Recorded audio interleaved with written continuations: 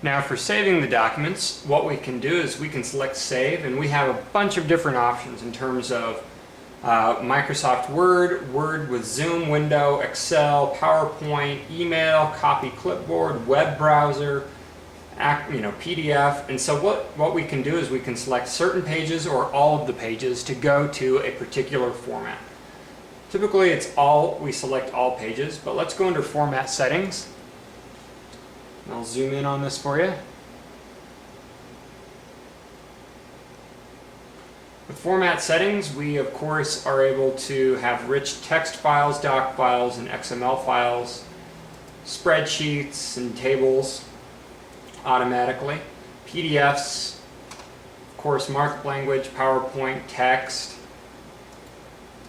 comma separated value files, as well as different types of text files over here. So let's actually go to Word XML, retain original layout. We can enable compatibility with Microsoft 95. We don't need to retain text color. Keep pictures if we need to keep pictures. We enable zoom automatically. If we hit OK, then what will happen is we then just select Word. Actually, we'll do Word with Zoom window. Since that document's open, I'll actually close this document. Save it again. It's open. It's done it already for us.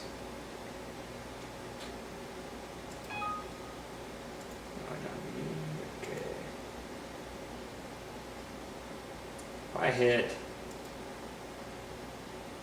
Options, we can go under Format Settings for some of the different various formats, and this will just basically automatically select items for us.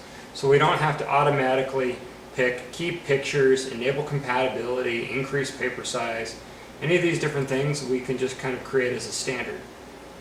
Under PDFs, we will do text under the page image. So you still have the original page image, and then you are able to tag that. You can keep the quality medium JPEG format. Hit OK. Hit Save. Go down here to Acrobat. Hit OK. And all of a sudden, we've created our Acrobat folder, or our Acrobat file of our originally scanned document. You'll notice something.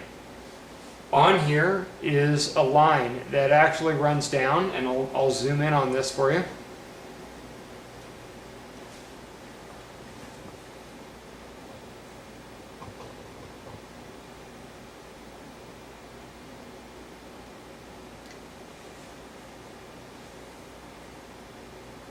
I'll increase, zoom to 200, go to 300.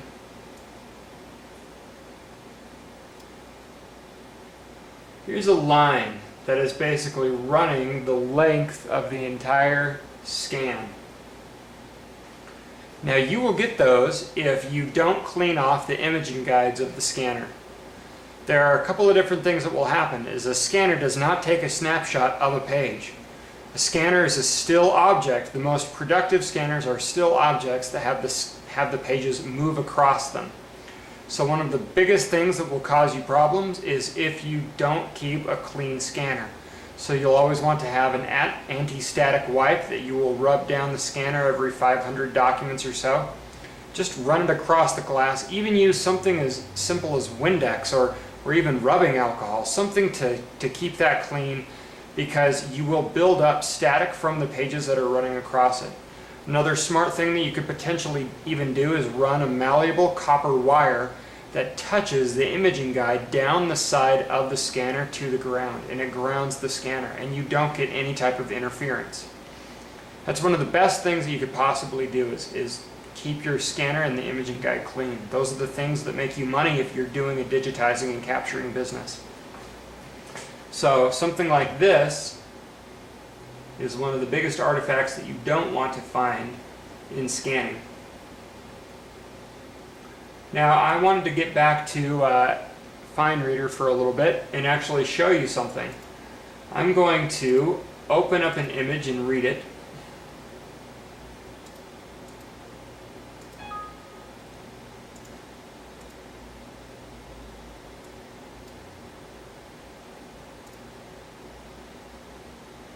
I'm going to select this image for a specific reason.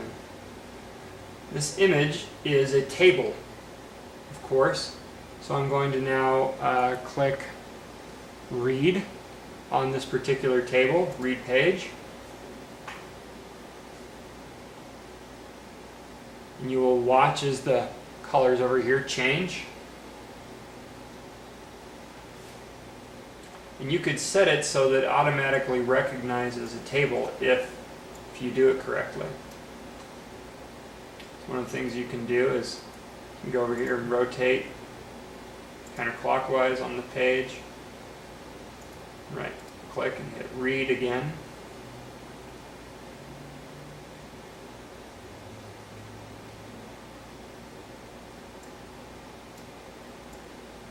And it actually kept a table form for you. So each one of these is now cells that you could select, and you'll notice that it actually selects the entire cell on the original document. So I'll zoom in on